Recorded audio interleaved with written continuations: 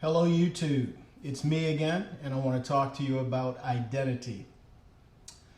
We Black Americans go by one of three designations.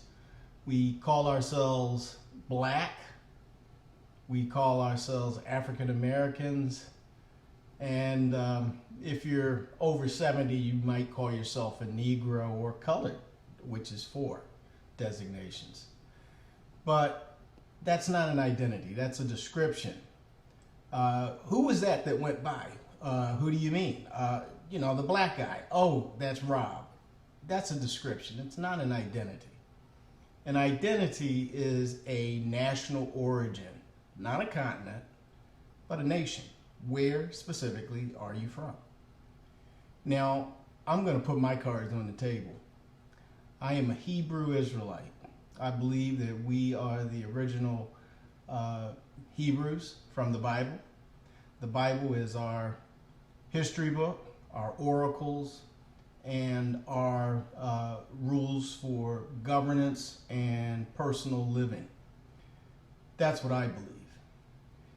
My theory does not compete with the next most popular theory, which is we're Aboriginal men, or the theory that we came from Africa. And let me explain. We believe, Hebrew Israelites, that the Aboriginal Americans were in fact black, people who looked just like us, had hair just like us. We also believe that a percentage came from Africa through the slave trade. We believe that, I believe, my theory is that most of us who were put into slavery in North America were Aboriginals. We were mostly children and young teenagers, and we were mixed with Africans, people who were taken from Africa and enslaved in North America to create confusion, loss of identity, disassociation, etc. That's my theory. That's what I believe. I believe that the people taken from Africa were not originally from Africa. They were originally from the Holy Land. It answers a lot of questions. It answers the question of why would African kings sell their people into slavery, particularly given that they were the most talented people. They were the masons and the carpenters, the iron workers. These were all skills that we had coming out of Jerusalem after 70 AD. So it answers that question. We weren't their people, so selling us wasn't a big deal to them. In fact, we probably were an irritant to them, and they wanted to get rid of us. So the Hebrew Israelite theory really answers the competing theories because it doesn't disagree with them. It makes sense of those theories. It pulls them all together. So when I became a Hebrew Israelite, I did not become an Israelite. I became initially, I only accepted it as a description of my ethnic identity. I did not accept the faith. I thought I needed to think about that. And then I did. And I concluded that if God, Yahweh, cared enough to give me a religion, or not a religion, but a way of life, and to have a book put together to tell me my origins and my destiny, probably made sense for me to pay attention to it. Now, I know a lot of us, because of our orientation with Christianity, hear the Bible and we become negative immediately. I wasn't that dissimilar from that. I accepted the Bible as a holy book because prior I was a Muslim. But I realized that Islam wasn't for me, and I needed to follow my own ethnic beliefs.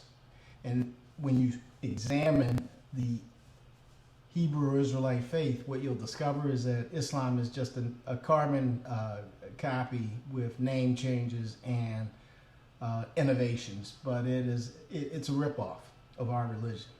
So if you're a Muslim, you're wasting your time. You should go to your ethnic religion. I hesitate to call it a religion, but you should go to your ethnic beliefs, spiritual beliefs, and follow the documentation that was put in place by Almighty God. If you're a Christian, you need to abandon it. Yehoshua was not white, never was white. And the people that they created for you in Christianity have nothing to do with the prophecies of the Holy Bible. They use it as a framework. It's more than a forgery. It's a counterfeit, and it's false. Long story short, we need to follow our own belief system. I think everybody ought to do their own homework and investigation and explore the possibility that you're a Hebrew Israelite. You're going to discover that you are.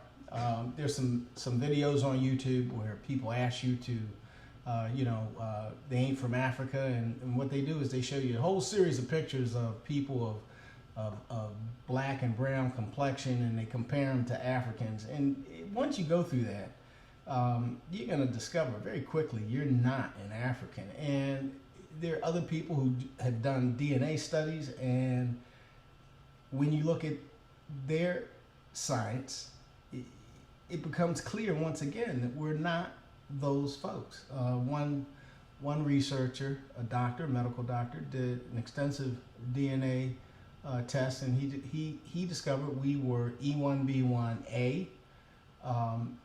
That's one of the oldest haplogroup types in the world, and that Africans, Hamitic Africans, are E1B1B. So we're different. We're common. We got a common ancestor, but we're not the same. We're not them, and they're not us, and that explains why they behave differently. Besides, you know damn well when you see a group of Africans, without hearing them speak a word, you know they're Africans. Why do you know? Because you can tell. You look at them and you see an African. And it's not the complexion of their skin, because we have Hebrew Israelites that are very, very black. They can't grow afros like we do. When's the last time you saw an African with dreads or big afro? You have not seen that, okay? So put it all together, do your research, and you're going to discover that there's only one conclusion for you to draw, and that is you are a Hebrew Israelite. With that, I'm going to say goodbye and look forward to my next video. Thank you.